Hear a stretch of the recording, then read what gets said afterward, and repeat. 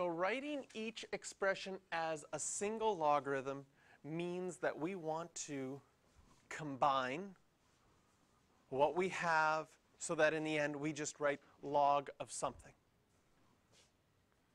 In this case, we've got a log plus a log, so that should make us think of the blue formula.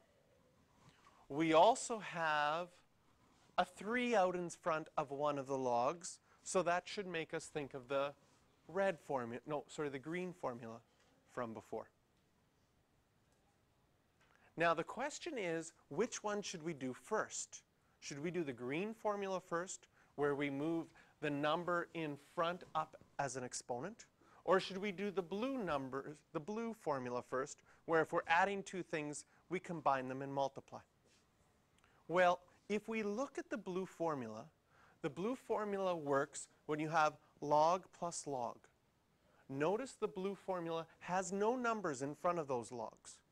So accordingly, with example A here, we can't use the blue formula because we have a number in front currently. It's not just log plus log. If we didn't want that number in front, we could use our green formula. It says anytime you have a number in front, you can move it up and put it as the exponent. So I have that number in front with the 3.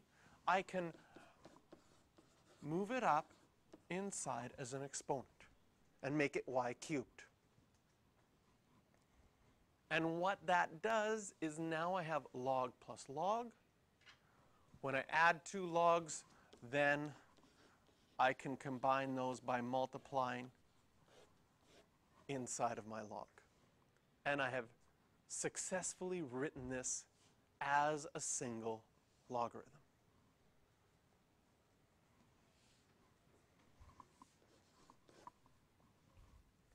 In B, again, we have a log plus a log minus a log. So we have all three formulas present here because we also have numbers in front. Okay? Now, with both the blue formula where there's adding and the red formula where there's subtracting, those formulas only work if it's log plus log with no numbers in front or log minus log with no numbers in front. So the very first thing that you're going to find when you're trying to combine things as a single logarithm is that you're going to want to use your power rule, your power law first, and move everything that's in front. So I'm going to get log x plus. I'm going to move that 2 up as an exponent. I'm going to move that 4 up as an exponent. So now that I'm just adding and subtracting logs. Then you might ask, well, what should I do first? Should I do the subtracting first or the adding first? I'm going to tell you we're going to do it all together. You can combine those two laws together in the following easy way. Whatever is added is going to be multiplied in the top of your fraction. Whatever is subtracted is going to be divided and put in the bottom in the denominator of your fraction altogether. So I'm going to do this one, and then we're going to add a b.5 to this question. So what's added? These two are added. They're both positive. So I'm going to have x times y squared in my numerator. What's subtracted is z to the 4. That's going to go into my denominator. So quick b.5. I want you to write this as a single logarithm.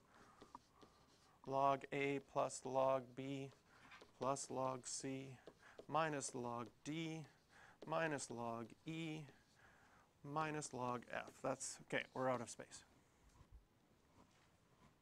If you tried to do two at a time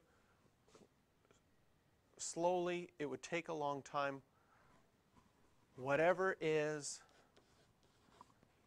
added, the a, the b, the c, those will be multiplied on top. Whatever is subtracted, that's your d, your e, your f, they'll be on the bottom. You will like that shortcut because otherwise you have to do two at a time and it just takes a very long time and inevitably you make a mistake without factoring out a negative, and it gets messy. So part C, log 2 of 6 minus 3. Oh.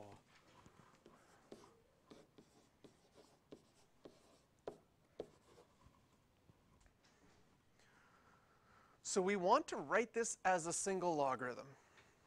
Right away you should see a problem in that second term. Do you see the logarithm in the second term? No, it's not there. It's like there is no log law that we've had so far that has anything but logs everywhere. The red one, only logs. The blue one, only logs. The green one, only logs. I have a number. We have a problem. So now you have to imagine yourself way back in history, and you say, I'd like to rewrite 3 as a logarithm. And since my first one has a base of 2, and I have a subtraction sign, I'm going to want to use my log law of subtracting.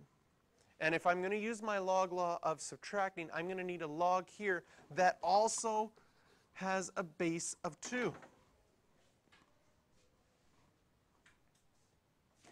But we need this in this red box to equal 3.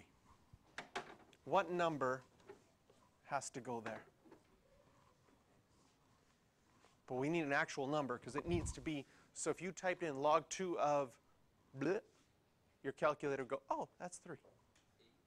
8. How did you come up with 8? Because 2 to the power of 3 is 8.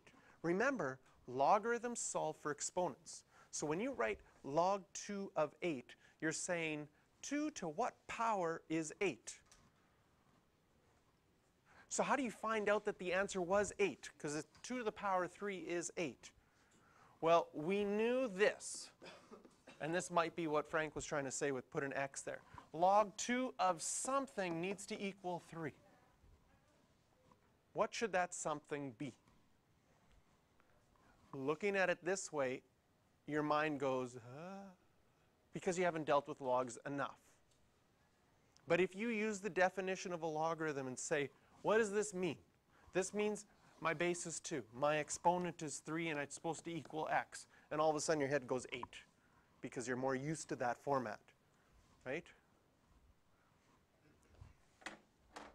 Even right now, you look at this, you see 8 right away. You look at this, you do not see 8 right away. Even though you know the answer is 8, you still look at it and go, I just still don't see 8 right away. So using your definition of what a log is off to the side, we can figure out that 3 can be rewritten as log 2 of 8. And once you have that, now we can use our log law. Because we have a log minus a log. That, our log law, our quotient law, says that's the same as dividing. If you want to simplify that fraction,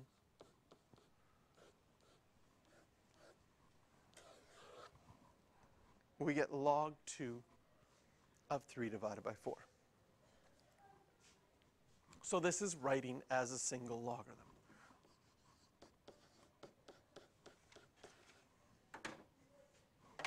Okay, I'm going to give you some time to practice these now.